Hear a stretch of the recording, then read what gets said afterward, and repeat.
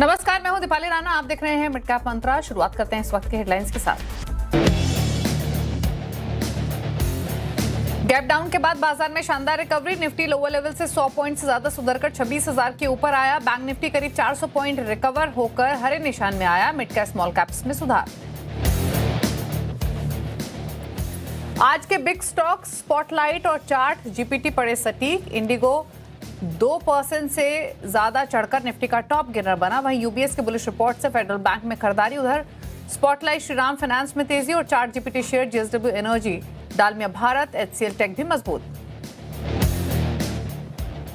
FMCG और consumer durable शेयरों में आज अच्छी बाइंग, करीब 0.5% चढ़े दोनों सेक्टर इंडेक्स। वहीं आईटी कैपिटल गुड्स में भी रौनक। ऑटो कैपिटल मार्केट स्टॉक्स में कमजोरी, दोनों इंडेक्स करीब 1% नीचे। आयशर एमएनएम निफ्टी के टॉप लूजर्स में शुमार। ईएमएस शेयरों में लगातार तीसरे दिन रिकवरी का मूड। डिक्सन टेक में करीब 2% की तेजी। उधर एनालिस्ट कॉल के बाद बिग स्टॉक एम्बर एंटरप्राइजेज में बाइंग।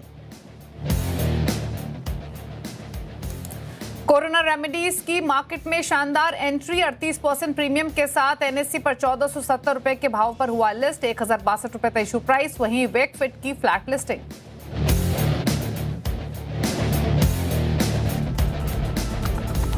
आप देख रहे हैं मिड कैप मंत्रा। हमारे साथ है मंत्री फिनमार्ट के अरुण कुमार। मंत्री आपकी सभी क्वेरीज को आंसर करने के लिए और इनफैक्ट तमाम ट्रेडिंग स्ट्रैटेजीज भी अरुण से लेंगे, लेकिन फटाफट से लेकर आते हैं इस समय का मार्केट का एक्शन। मार्केट की शुरुआत मंदी के साथ हुई थी, थोड़ी कमजोरी के साथ हुई थी, लेकिन लोअर लेवल से एक अच्छी रिकवरी देखने को मिली है। हालांकि अब जो रिकवरी हमने देखी, अब मार्केट थोड़ा सा स्टैग्नेंट या फिर कहीं कंसोलिडेट कर रहा है उस रिकवरी के बाद। निफ्टी इन्हीं लेवल्स के आसपास पिछले आधे पौना घंटे से ट्रेड कर रहा है। 26,000 के ऊपर हालांकि टिक रहा है लगातार। और सिमिलरली बैंक निफ्टी में भी लोअर लेवल से हमने 400 पॉइंट की रिकवरी देखी है लगभग। इस समय 57 अंक ऊपर है, फ्लैट है, लेकिन हरे निशान में आ चुका है। अगेन पिछले आधे पौना घंटे से कंसोलिडेशन हम देख रहे हैं उस रिकवरी के बाद। मिड कैप्स में हालांकि वापस थोड़ा सा प्रेशर दिख रहा है। 170 पॉइंट नीचे है मिड कैप इंडेक्स, यानी 1/4% नीचे है। स्मॉल कैप्स में रिकवरी उतनी शार्प थी भी नहीं, वॉल्टिलिटी थी थोड़ी सी, और अभी भी फ्लैट ट्रेड कर रहा है small cap index. Sectoral performance देखिए, उससे पहले मार्केट की ब्रेथ लेकर आते हैं। थोड़ा सा मार्केट का जो ब्रेथ है वो पॉजिटिव साइड पर इंक्लाइन हुई है। 1473 स्टॉक से जो कि बढ़कर कारोबार कर रहे हैं, 1395 स्टॉक से जो कि गिरावट के साथ कर रहे हैं ट्रेड आज के सेशन में। अब लेकर आते हैं सेक्टोरल परफॉर्मेंस। तो आज के सेशन में प्रेशर कौन डाल रहा है? ऑटोज में थोड़ा दबाव है, 1% नीचे इंडेक्स कारोबार कर रहा है। कैपिटल मार्केट से जुड़े हुए स्टॉक्स नीचे ट्रेड कर रहे हैं, 0.5% नीचे रियल्टी है। फार्मा में भी क्लोजर टू 0.5% का नुकसान है। Oil and gas, financials, Nifty metal flat है, लेकिन बायस नेगेटिव है। निफ्टी बैंक फ्लैट है। पीएसयू बैंक में हल्की बाइंग देखने को मिल रही है। आईटी में हल्की बाइंग है, लेकिन एफएमसीजी 0.5% ऊपर ट्रेड करते हुए दिखाई दे रहा है और कैपिटल को इंडेक्स भी 1/4% ऊपर कर रहा है ट्रेड। तो मिक्स है आज ओवरऑल मार्केट का जो रुझान है, और कुछ पॉकेट्स डेफिनेटली हैं जो कि लोअर लेवल से संभल कर ट्रेड करते हुए दिखाई दे रही हैं। लेकिन करंट मार्केट में क्या अपॉर्चुनिटी इंडेक्स पर है, स्टॉक्स पर कहाँ मौके हैं, इस पर करते हैं बातचीत। अरुण नमस्कार, बताइए पहले तो निफ्टी बैंक निफ्टी पर आए, रिकवरी के बाद थोड़ा कंसोलिडेट कर रहा है, क्या view till market closing? Deepali ji, good afternoon. Deepali ji, overall मुझे लग रहा है कंसोलिडेशन रहना चाहिए। 25,900 के अगर आप पुट देखते हैं तो वहां पे भी 2.5 करोड़ के आसपास की राइटिंग नजर आ रही है, और ऊपर 26,100 के कॉल में भी अच्छी राइटिंग दिख रही है। तो एक कंसोलिडेशन मार्केट में रह सकता है, पर बायस मुझे लग रहा है बुलिश साइड है। और किसी भी गिरावट पे आपको निफ्टी में लॉन्ग करने की ही सलाह रहेगी। 25,900 के आसपास का स्टॉप लॉस रहेगा। सिमिलर व्यू मेरा बैंक निफ्टी में भी है। बैंक निफ्टी ज्यादा स्ट्रॉन्ग नजर आ रहा है, 59,100 के आसपास एक अच्छा सपोर्ट बना है। तो बैंक निफ्टी मुझे लग रहा है एक अच्छा कैंडिडेट है लॉन्ग करने के लिए। करंट लेवल के आसपास भी कर सकते हैं।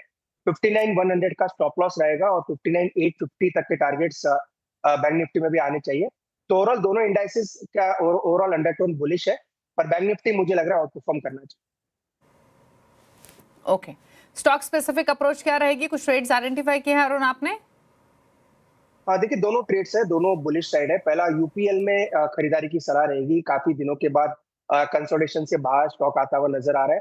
750 के ऊपर एक ब्रेकआउट भी है और उसी के ऊपर सस्टेन कर रहा है। तो करंट लेवल पे बाई करने की सलाह है। 749 का स्टॉप लॉस रहेगा और 794 तक के टारगेट्स यूपीएल में आने चाहिए। सेकंड स्टॉक एफएमसीजी में से ब्रिटानिया में रहेगा। ब्रिटानिया में एक ब्रेकआउट नजर आ रहा है और 6,000 के ऊपर एक सस्टेन भी कर रहा है। तो मुझे लग रहा है यहाँ से 6,240 तक के टारगेट्स ब्रिटानिया में आ सकते हैं। 5932 का नीचे में स्टॉप लॉस लगाए। तो दोनों ही पोजिशनल ट्रेड है, लॉन्ग करके चल सकते हैं। ओके, तो लॉन्ग करने की सलाह है। ब्रिटानिया यहाँ पोजिशनल राय आपको दी गई है। स्टॉक डेज हाई पर कारोबार कर रहा है, अच्छा मोमेंटम। इनफैक्ट एफएमसीजी में ही आइडियाज हैं आज के कारोबार में, जहाँ पर एक अच्छा गेन देखने को मिल रहा है। ब्रिटानिया 6026 पर ट्रेड कर रहा है, लेकिन यहाँ पर आप अपॉर्चुनिटी खरीदारी की तरफ देख सकते हैं। ये ट्रेडिंग व्यू आपको मिला है। लेकिन चलिए कुछ और स्टॉक्स पर राय ले लेते हैं आज के सेशन में, क्योंकि स्टॉक स्पेसिफिक आइडियाज हैं जहाँ पर एक अच्छा मोमेंटम हम बाइंग की तरफ देख रहे हैं। कुछ स्टॉक्स लेकर आते हैं इनफैक्ट आपकी स्क्रीन पर, और एफएमसीजी पैक से इनफैक्ट पिक करेंगे। और उस कड़ी में आप देखिए आज के सेशन में जहां पर पाएंगे प्राज इंडस्ट्रीज, आप देखिए 7% ऊपर है आज के सेशन में। एनबीसीसी एक स्टॉक है 5.5% के गेंस के साथ कारोबार कर रहा है। साथ ही बीईएमएल पीएसयू स्पेस से जहां पर एक अच्छा एक्शन देखने को मिल रहा है, 3-3.5% ऊपर ये स्टॉक भी कारोबार करते हुए। ये तमाम वो शेयर्स हैं जो कि अपनी स्ट्रेंथ को होल्ड भी करते हुए दिखाई दे रहे हैं। रेलवे में आप देखिए टेक्समैको, टीटागढ़, ये स्टॉक्स एक अच्छी स्ट्रेंथ के साथ कारोबार कर रहे हैं।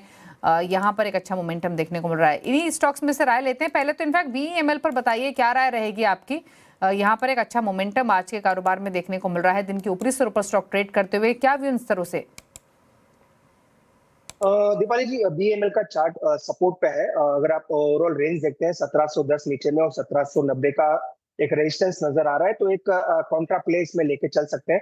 चूंकि रेलवे इवन डिफेंस में भी थोड़ा थोड़ा मोमेंटम नजर आ रहा है, तो 1790 वहां तक के लेवल्स बीएमएल में आ सकते हैं। तो अगर कोई शॉर्ट टर्म ट्रेड लेना चाहता है तो ले सकता है। 1710 का स्टॉप लॉस लगाए। 1790 1800 तक स्टॉक जा सकता है।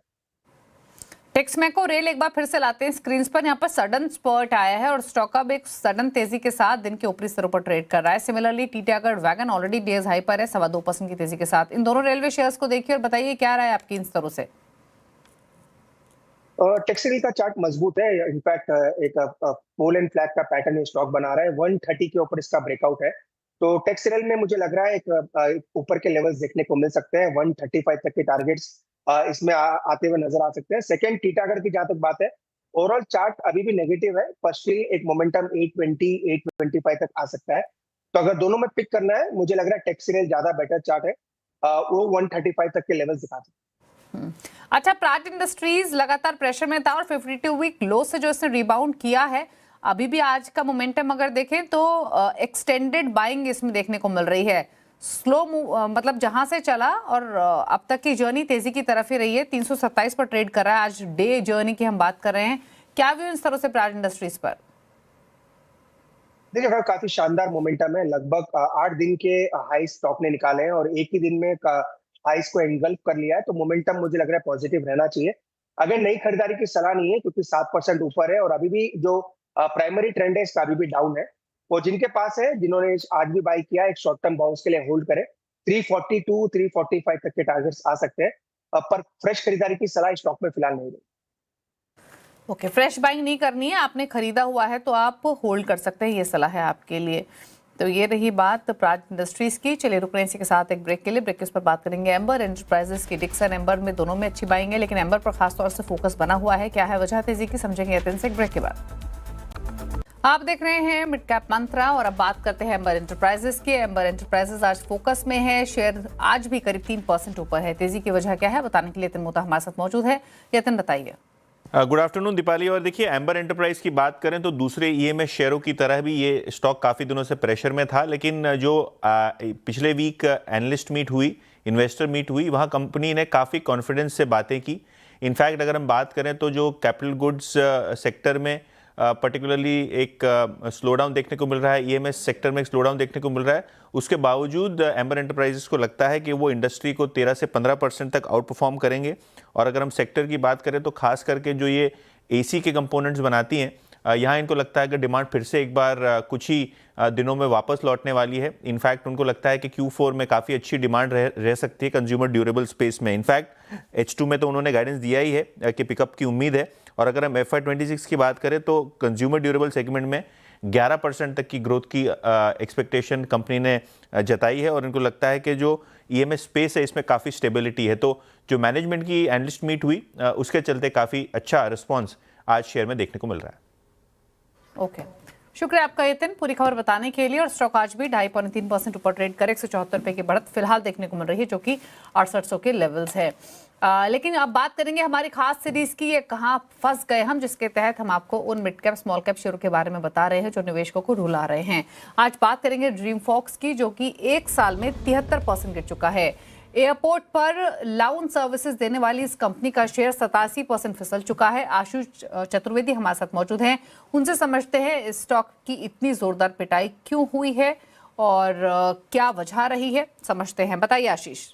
देखिए, हॉरिफिक गिरावट इस स्टॉक में आपको देखने को मिली। एक साल में अगर आप देखें तो ऑलमोस्ट 87% है।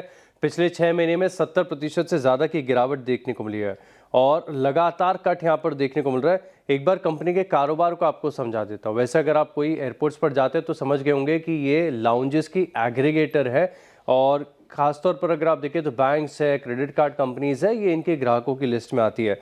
अब आप देखिए कि लाइफ हाई से देखें तो जैसे कि मैंने बताया कि 87% की गिरावट यहाँ पर आपको देखने को मिली है और इसका जो आईपीओ था बड़ा बस था, महंगा आईपीओ था, 100 से ऊपर का पी था और 326 रुपये का इशू प्राइस था। वहाँ से भी देखें तो 65% की गिरावट आपको देखने को मिली।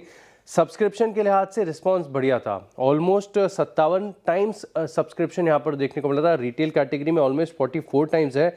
अब दरअसल दिक्कत शुरुआत हुई इस साल जून जुलाई से, जब बैंक्स ने, जैसे 2 बड़े मेजर क्लाइंट्स हैं इनके, एक आईसीआईसीआई बैंक है और एक्सिस बैंक, इन्होंने एग्रीगेटर मॉडल को हटाकर सीधे डायरेक्ट लाउंजेस के साथ ट्रेड कारोबार करना शुरू कर दिया और इसी के बाद अगर आप देखें तो मेजर सेटबैक इस कंपनी को मिल गया। अदानी की लाउंज वन के साथ जो एंट्री देखने को मिली थी तो बैंक्स अब डायरेक्ट उनके साथ बिजनेस करना ज़्यादा प्रेफर कर रहे थे, तो इनको बीच में से बिल्कुल हटा दिया गया था। इसी के बाद हमने देखा कि क्रिसिल की तरफ से इनका एक रेटिंग का डाउनग्रेड आया, स्टॉक ने उसके बाद भी बड़ा रिएक्शन दिया और ये बड़ा सिग्निफिकेंट इसके लिए हो जाता है क्योंकि जो डोमेस्टिक लाउंज बिजनेस है ये FY25 की रेवेन्यू में ऑलमोस्ट 93% का कॉन्ट्रीब्यूशन रखता था। अब इस डेवलपमेंट के बीच में DIs और FIs लगातार बिकवाली करते गए। DIs FY23 में एक समय ऐसा था जब 9% के आसपास की होल्डिंग रखते थे। अब फिलहाल अगर आप इनकी शेयर होल्डिंग देखें तो सबके सब बेचकर निकल गए, लेकिन जब स्मार्ट हैंड्स लगातार बेचते जा रहे थे तब रिटेल बेचारा स्टॉक को अक्यूमुलेट करता चला गया। अब आप देखिए कि दिक्कत की बात यह है कि Q3 FY25 में जहाँ पर आपके पास शेयर होल्डिंग रिटेल की 24.16% थी, अब वो लास्ट क्वार्टर के अपडेट में देखें तो ऑलमोस्ट 34% के आसपास, 10% रिटेल की हिस्सेदारी बढ़ी है। एक तो स्टॉक में पेन, ऊपर से रिटेल के पास स्टॉक अटक गया। ऊपर की तरफ से अगर आप देखें तो स्टॉक में बड़ी गिरावट नजर आई है। ओके, शुक्रिया आपका आशीष है पूरी डिटेल बताने के लिए। तो किस तरीके का परफॉर्मेंस रही है, आईपीओ कब आया था, आईपीओ से लेकर अब तक की जर्नी कैसी रही है और किस तरीके की परफॉर्मेंस रही है और कामकाज क्या करती है, तमाम बातें यहाँ पर आशीष ने समझाई। थैंक यू आशीष इस खास रिसर्च के लिए।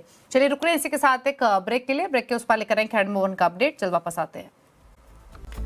आप देख रहे हैं मिड कैप मंत्रा, आगे बढ़ेंगे और बात करते हैं हैंडमोवन के अपडेट की। इस हफ्ते आईडीबीआई कैपिटल के क्षितिज सालवी, कोटक सिक्योरिटीज के अमोल ठावले, ग्लोब कैपिटल मार्केट्स के गौरव शर्मा के मुकाबला चल रहा है। रिटर्न की स्थिति आपकी स्क्रीन पर, आधा % रिटर्न क्षितिजा का पोर्टफोलियो दे रहा है, आधा % रिटर्न गौरव शर्मा का पोर्टफोलियो दे रहा है, अमोल ठावले का पोर्टफोलियो फ्लैट है।